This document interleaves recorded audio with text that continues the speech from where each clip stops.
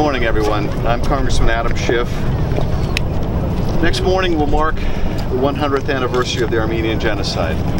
100 years since 1.5 million men, women, and children were brutally and systematically killed by the Ottoman Empire, simply because they were Armenian.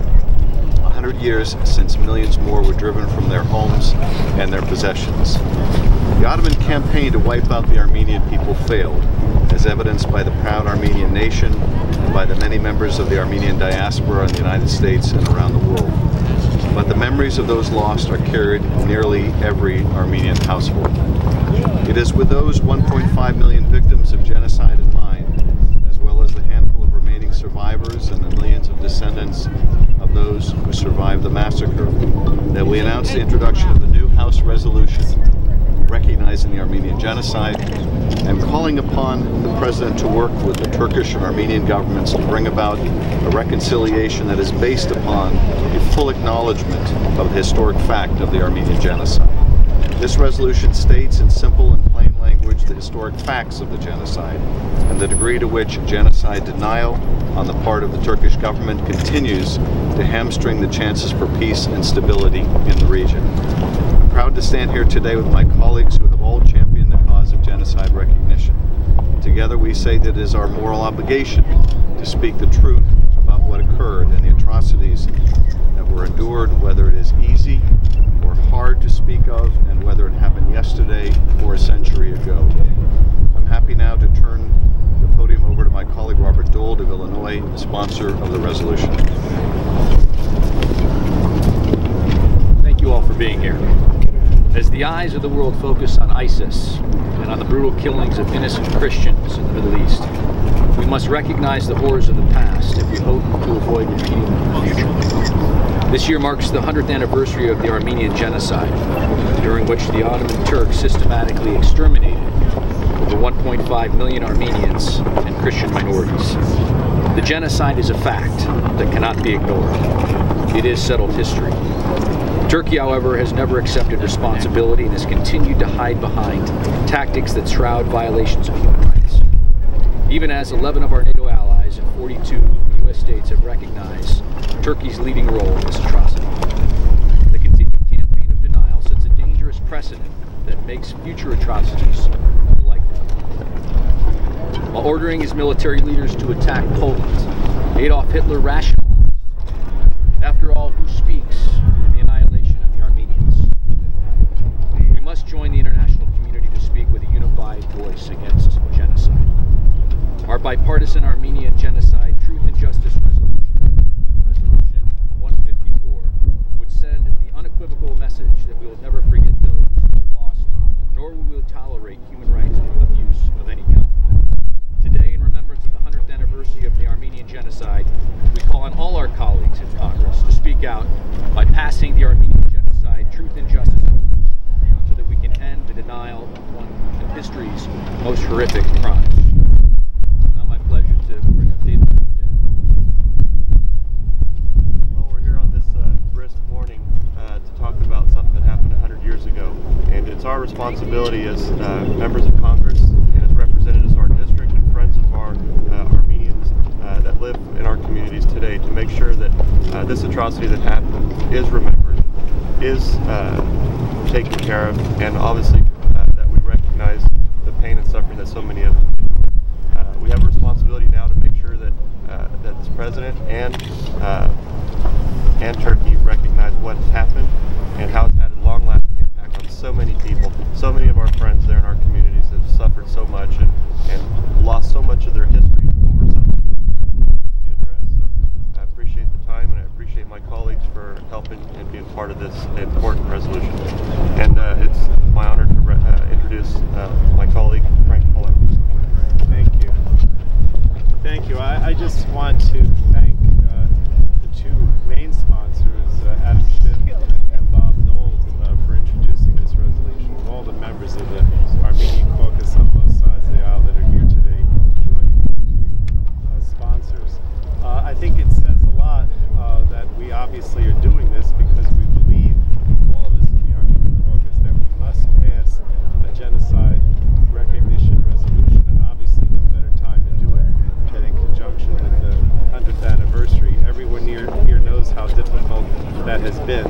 don't want to suggest that it's going to be an easy task, but it is still our major priority in the Armenia caucus.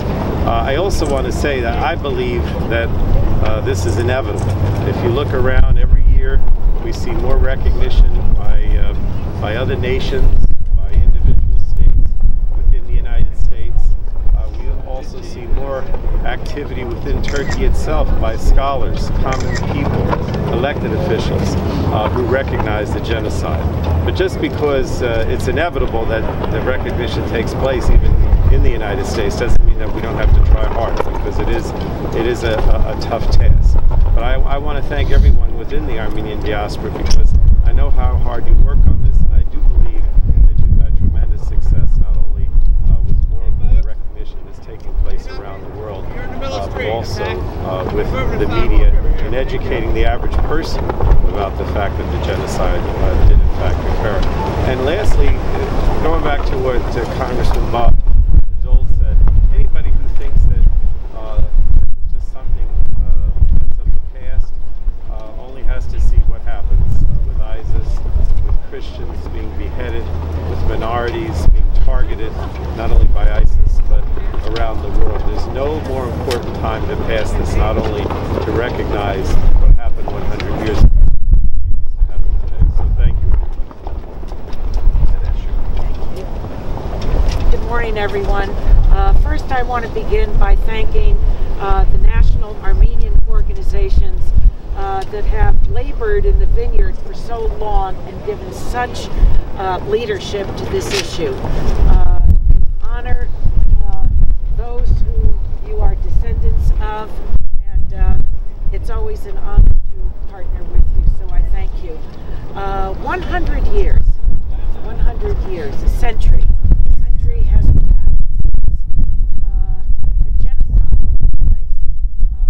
I am of both Armenian and Assyrian descent, and first generation American.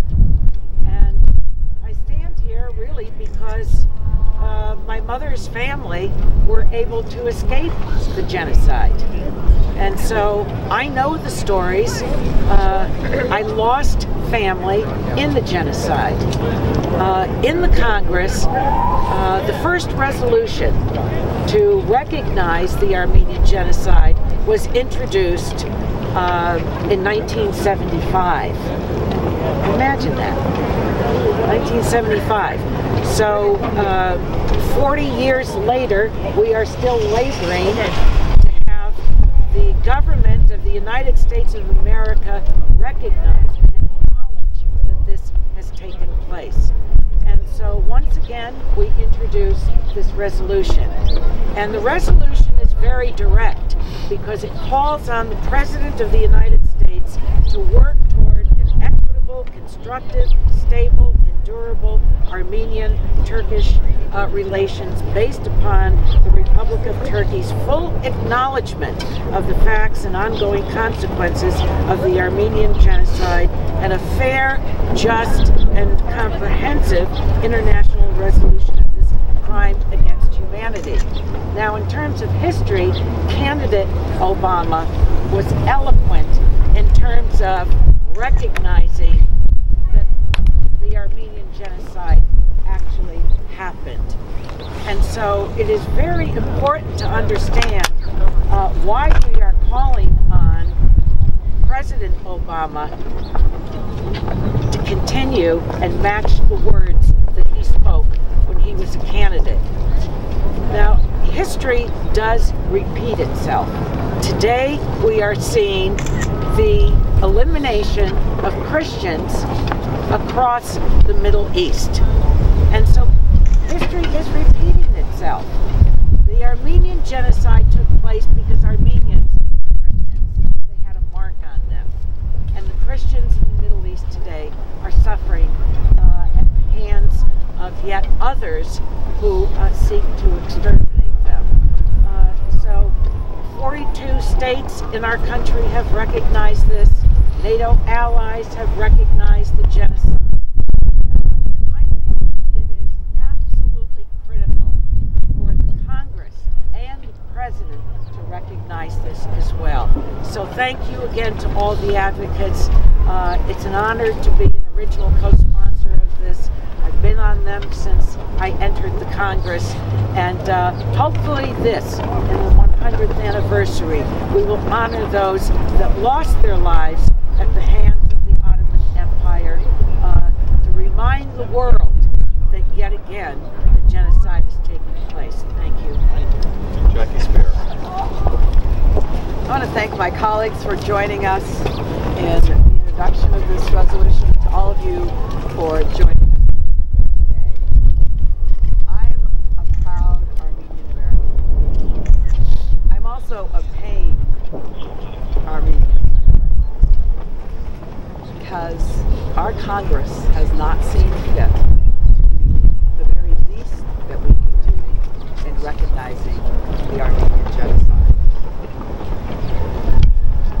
This is the 100th anniversary. Certainly, after 100 years, we can recognize a fact and pass a resolution condemning the act 100 years ago. The Ottomans talked about solving the Armenian problem and killed 1.5 million Armenians they considered traitors. Congresswoman اشش-ис mentioned was that they were Christians that they were being persecuted. They rounded up promising thinkers, artists, and businessmen in each province and executed them. Then death marched Armenians from their villages without food or water, shooting them in cold blood, raping them, splitting their heads open with axes. A huge number perished along the way, but the rest were left to die in huge open-air camps or in the bare desert. Hitler's words are chilling. Who, after all, speaks today of the annihilation of the Armenians? The international community, including the United States, ignored the Armenians' pleas for help. It's history now, but it's time for us to recognize it once and for all. It is time for all of those who have heard the stories of our family members, who have felt the pain, to finally be released from it. And I thank you all for being here. Representative Dave Schrott. Thank you so much. Thank you all for being here. I think it's important we gather this morning and reflect on the tragedies that occurred 100 years ago. I think it's important the world community in the United States and Turkey acknowledge the atrocities that have occurred, the genocide. And I think Congress, I'm new here, only been here a few months, but it's hard for me to fathom why we're still debating and discussing this topic. We need to move forward with this resolution. I'm a proud sponsor of it. It's important for the community, it's important for my district, and I appreciate you all being here. And I won't talk any longer. It's from Michigan, but it's still cold to me. Thank you. Representative Judy Chu. Well, I'm in the middle of a bill markup, but I just had to be here to be an original co-sponsor of the Armenian Genocide Truth and Justice Resolution. As a representative from California's San Gabriel Valley, I'm privileged to represent such an active and vibrant Armenian American community with more than 125 years of history in this country. Thanks to the community, have been brought so much closer to the Armenian people and their history. And in fact, I had the distinct honor of celebrating the 104th birthday of an Armenian genocide survivor in my district. Although he passed away a few months ago, this amazing individual and his story stays with me every day. He knew the truth of what he lived through, and we know the truth as well. The truth is that 1.5 million lives were lost, roadside corpses left by mass murders for all to see, women and children were forced to march through the desert, and the U.S. ambassador called this the death warrant to a whole race. We must also never forget those who survived and bore the genocide's horrendous scars, those who escaped the genocide, started new lives, raised families, and put their roots down in America. With the Armenian genocide centennial quickly approaching, we must stand shoulder to shoulder with the Armenian American community and on the side of justice. We will not give up until our country stands on the side of history. Thank you. Representative Brad Sherman.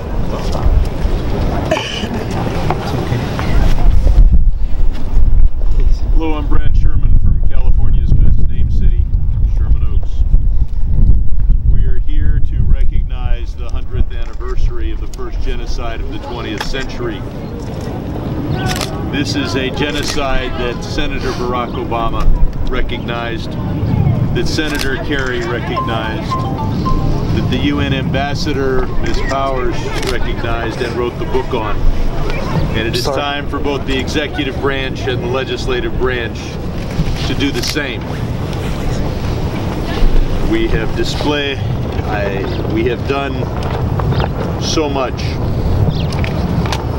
to try to put the United States on the right side of history. This is important for who we are as a people and our role in world leadership. It is also important for those who dream of a reconciliation between Armenia and its neighbors. We have had truth and reconciliation commissions work in so many places around the world, dealing with conflicts that people thought could never be solved. But we have never had a successful falsehood and cover-up commission or strategy. And that is why conflicts continue that could otherwise be dealt with. We need to show the government of Turkey that we cannot be cowed, that we cannot ignore history, because genocide denial is not just the last step of a genocide, it is the first step in the next genocide. And I believe that you are all aware of how Adolf Hitler was able to point to the genocide of the Armenians and convince his cohorts that they too would be successful, saying, "Who now speaks of the annihilation of the Armenians?" Not only is this critical for America's role, it's critical for Turkey to step forward. How would America have an alliance with a government in Berlin that denied the Holocaust? How would we assume world leadership if we denied slavery? Only when Turkey comes to grips with its own past, only when Turkey passes a genocide resolution, will Turkey be a modern country worthy of the role that it wishes to play on the world scene. So I look forward to reminding Turkey that after $23 billion in aid, after saving them from communism, we no longer owe it to some elements of the Turkish government that we act like cowards and deny the truth. It is time for us finally to pass this resolution in the 100th year of remembering the Armenian genocide. Thank you. Now I'd like to invite Armand Hamparian of the ANCA to come and say a few words. Thank you, Congressman Schiff, Congressman Dold, Congressman Valadeo and Pallone, our two Armenian American members, Congresswoman Anna Eshoo, Jackie Spear, Congressman Sherman, Congresswoman Chu. Thank you all. For far too long, America has pursued, the Obama administration and those that have preceded have pursued a flawed and ultimately failed approach to the Armenian genocide issue. One that essentially outsources our policy on this issue to the Republic of Turkey. One that allows a foreign nation to impose a gag rule on how we can speak about a human rights abuse. It's time for a new approach, a justice-based approach, one that will promote peace, because we know that the only durable foundation for Armenians and Turks to build a brighter future together is a just resolution of the Armenian genocide. We need a new approach that will protect Armenia, because we know that Armenia cannot be safe, bordered by an overarmed and unrepentant perpetrator of genocide. And finally, because we know that a justice-based approach will help prevent future atrocities.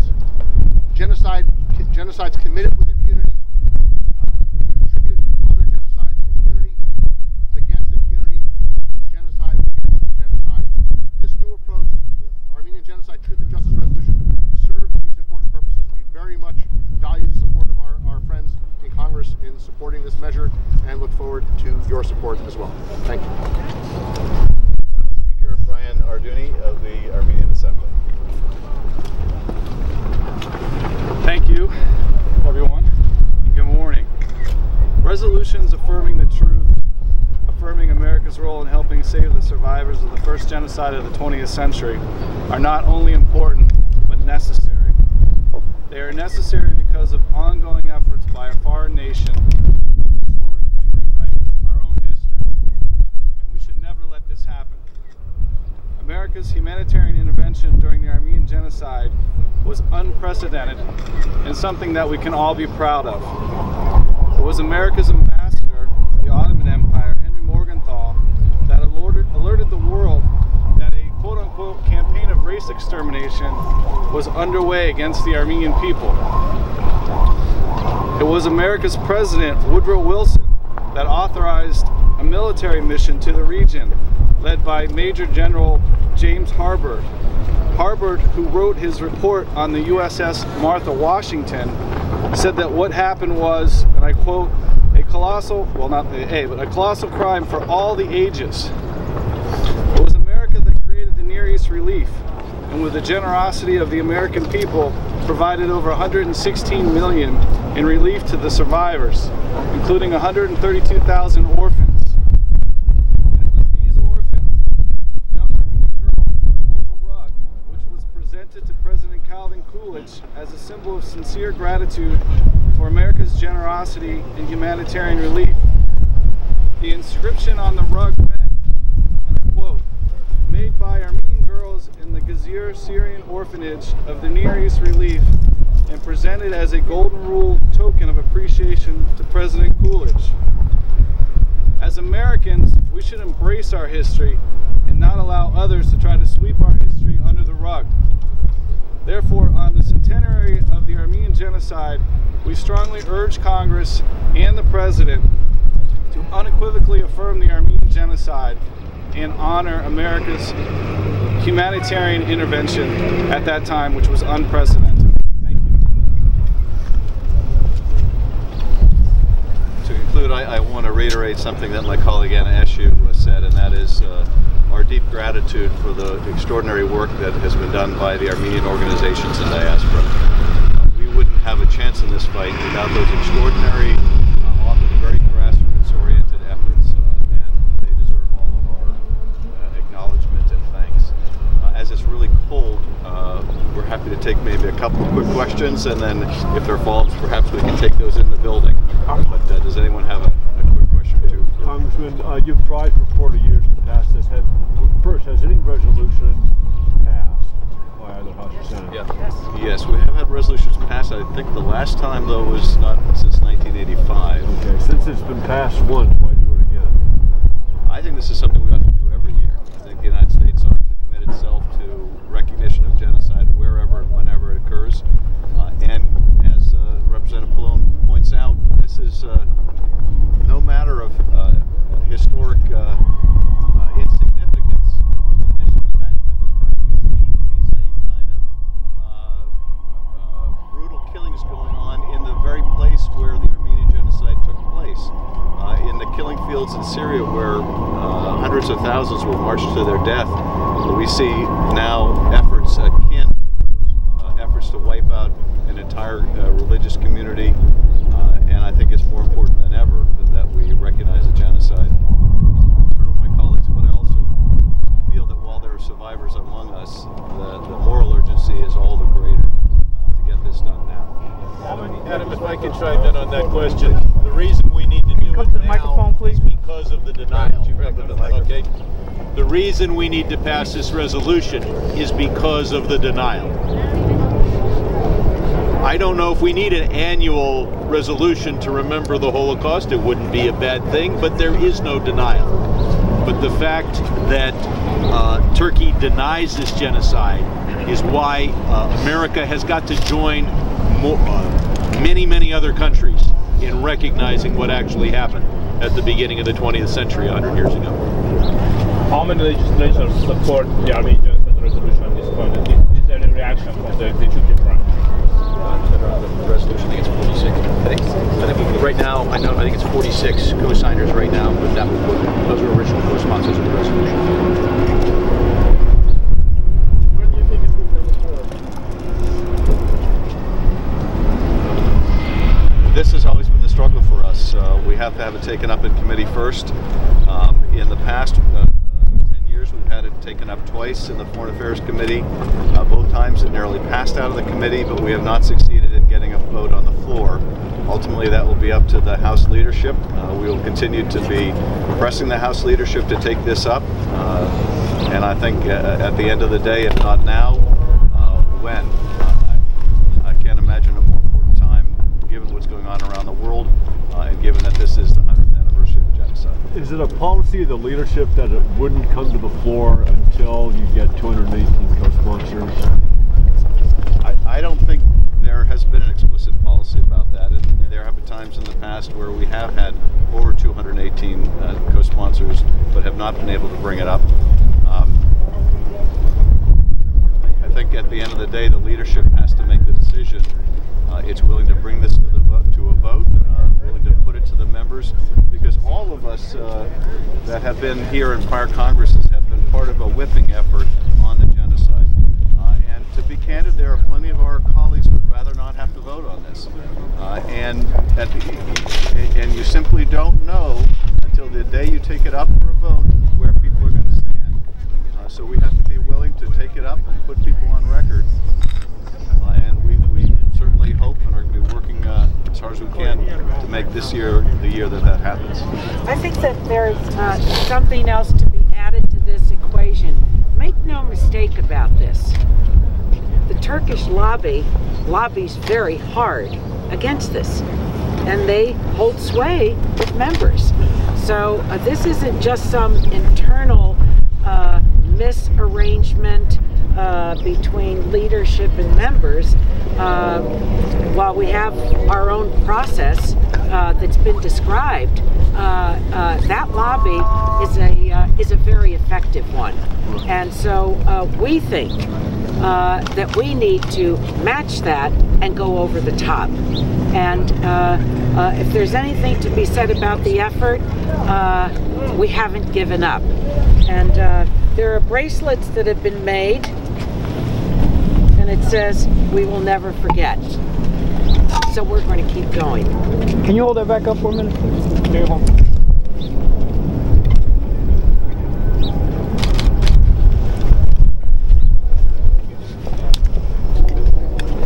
Last question, yes. There were hopeful signs under President Erdogan at the beginning of reconciliation. Positive signs, the reopening of the church for the first time in 100 years. Do you think that he's since backtracked on some of that? And the second follow-up to that would be, do you think this helps or hinders this legislation, the efforts underway in Turkey, where they're, talking about this more than they ever have? Well, let me take a stab and then I'll invite my colleagues to as well. I was in Ankara late last year and had a chance to raise this with President Erdogan. It was not my sense at all that he is committed to even a free and open dialogue about this in Turkey, as he said last April. I think we have seen some backtracking, but I don't think there was ever really that commitment in the first place. But many of the Turkish actions along these lines are designed to thwart recognition in this country. Each year there's a different argument made. Well, we are establishing a reconciliation or a truth-finding commission, therefore this is the wrong year. Or we have made a statement acknowledging that bad things happened in 1915, 1923, therefore we don't need to have this. The reality is, I think that what we're doing here really propels Turkey to move forward, and I think we just can't let up on that pressure. How does it propel Turkey to move forward if it alienates the government? Well, I think that pressure by the American government on Turkey forces Turkey to confront this issue. They would be perfectly happy to sweep this under the carpet.